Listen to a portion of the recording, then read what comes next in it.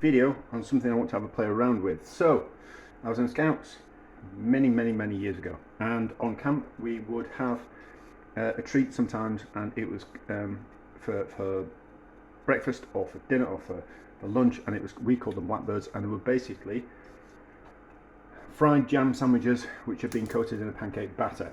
So some people know them as Campfire Doughnuts.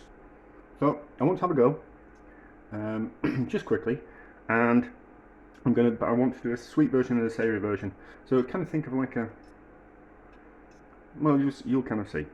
So I've got a savoury version, which is some cheese and some slow cooked beef, and then we've got some jam, and I'm using cherry jam, and then we've got a pancake batter, which is just simple pancake batter. I'm going to fry some, and I'm going to fry one of each shallowly. I'm going to then deep fry one as well. So how am I thinking about doing this? It's a long time since I've done these, so it's coat them in the batter and then let them get rid of most of the batter off them, so it'll soak into, we'll put it on that plate just so it's getting rid of the excess batter. We don't want too much batter, and we kind of want to cook them slow enough that they heat all the way through and don't just crisp up on the outside. So I'm not sure how these cheese and beefy ones will go, because I have a habit that I don't think it will want to stick together like the jam one, but we'll see. You know, it's only just a bit of maybe squish them down a little bit. Maybe my own sourdough is not the right type of bread to do it. We probably need something like a sliced white loaf to do this, in all honesty. So let those savoury ones drying a bit first, and then we can put this one in. Alright, that's a little bit dangerous, isn't it? And then meaty one in here, and then we'll turn that temperature down just so they gently fry. And the idea is that they cook on the outside and they heat all the way through. The bread might be a bit thick if I'm honest. And then let's try one in the back. Let's just drop a little bit of batter in first. We might be okay there. We might be okay. Yeah, I think those would be okay. We'll see how we go. So gently, and then gently in there. Although I've got a habit, I think those will just kind of want to explode open. But if they do, it'll be fine. You know, we're all friends here, aren't we? So that's probably a little bit too hot to start off, so that's probably caramelising just a little bit too much too quickly. So let's turn those over, and then the pan will cool down, and then we'll cook them slowly and then get some heat going through them, and then we'll keep an eye on the ones at the back. So do you need to see all this video? Probably not, but you get the idea of what I'm doing. Let's have a go at turning these over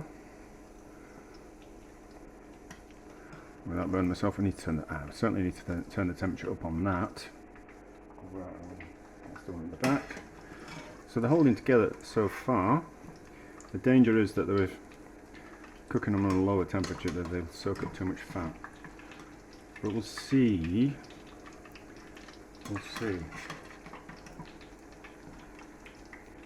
Highly dangerous. Don't ever fry things in a pan on top of the stove like this. It's incredibly dangerous and stupid, and I will probably regret it one day. So how are these doing? It's getting a bit better. Alright, so we can turn. Yeah, those are all fine. So we're back when they're a little bit browner and crisper and maybe ready. So deep fried ones. Oh, they're definitely ready. Which is that gas? That's that gas. So just onto a bit of kitchen paper. That looks good, doesn't it? That looks good. So, maybe that's just gone a little bit too far. But not to worry, not to worry. Let's put a lid on that. So we've turned it off, haven't we? Good. So we can turn these up because I think they will have got some heat going through them. And then we just need to crisp them like that. So we'll be back in a bit. So they are done and hopefully cooled enough that I'm not going to completely burn my mouth. So that was a deep fried one. That's okay, isn't it? So let's have a cut of that in half. Nice crispy. Hot all the way through. Cheese is melted. That's okay, isn't it? So this is the jam one. Oh, that looks good, doesn't it? That looks good. I think you need a jam like a cherry jam or something that's got a little bit of acidity to it. So not something like a strawberry, like a raspberry, a cherry, blackcurrant. That'd work. You know, something that's got a little bit of acidity rather than just sweet. Mind you, that's a personal preference. I'm not a fan of things that are just one-dimensional and sweet. Yeah. So okay, so that's a fried one. So we've got some nice bits of jam in there, and then this is the fried savoury one. Well, shallow fried rather than deep fried. So it looks like both methods work. So, ooh, look at that. Pick your poison type of thing.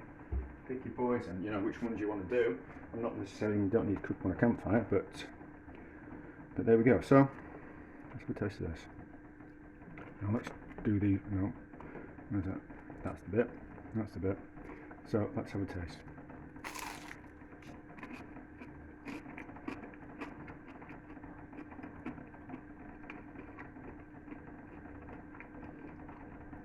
That's lovely. That's lovely. Better than I remember. But I'm using my own sourdough. I think a sliced white loaf would probably be better. And then let's try this. This is the deep fried sweet one.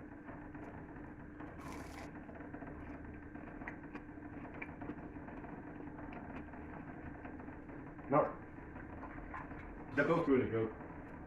They're both really good. They're really nice. It's something different. I was kind of thinking. So I've got something boiling on the back of the stove. So it sounds like I've got tap dancing mice in the house with some bottles rattling. So you kind of think it's a bit of it's a variation of a grilled cheese sandwich, but you're coating it in batter, or like an eggy bread, like French toast type of thing. French toast with a filling. It's along those type of lines, but we're using a pancake batter instead of just eggs. But you do the same, exactly the same with what we call it, with eggs. You know, kind of fry them, coat them in a just like you would do French toast, like eggy bread type of thing. But we just use a pancake batter instead. They work, I think. Obviously, I had some beef in the freezer, so that beef works. But I think ham and cheese toasty, that would kind of work. The only thing I was going to use some mozzarella, and it was a fresh mozzarella. So my only concern with using a fresh mozzarella that you cut yourself rather than the pre-grated is that it'd be a little bit wet, and the whey would want to come out of it as it cooks, which I did in an experiment. I blowtorched a fresh mozzarella, and all the whey wants to kind of come out of it, so it turns some things a bit wet. So I wouldn't recommend fresh mozzarella, but certainly a grated mozzarella that you would use on a pizza would work very well. Really nice. Not very healthy, but delicious. I was thinking, didn't one of Elvis's favourite foods wasn't it a fried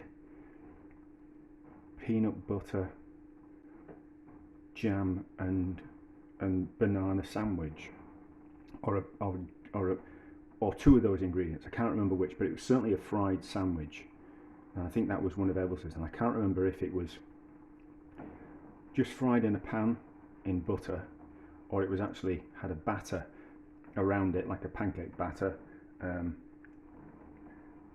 I can't remember which it was. Maybe I should look into that. Yeah, so it's when I say a pancake batter, I don't mean like the American style thick pancakes, I mean like a crepe batter, which is a thinner batter, so that like the ones that you make crepes out of, thin pancakes rather than thick ones. The thick batter would be, I think, be a little bit too thick, and you don't want to put any sugar in the batter because the sugar is going to caramelise and burn in the pan, because you need to kind of cook it for a substantial amount of time to get the heat right the way through and melt the cheese and warm up the filling. Those are my only kind of thoughts and kind of points, but delicious, and no doubt after I've eaten all those carbs and all that fat, I'm going to need a bit of a snooze. Delicious, a success.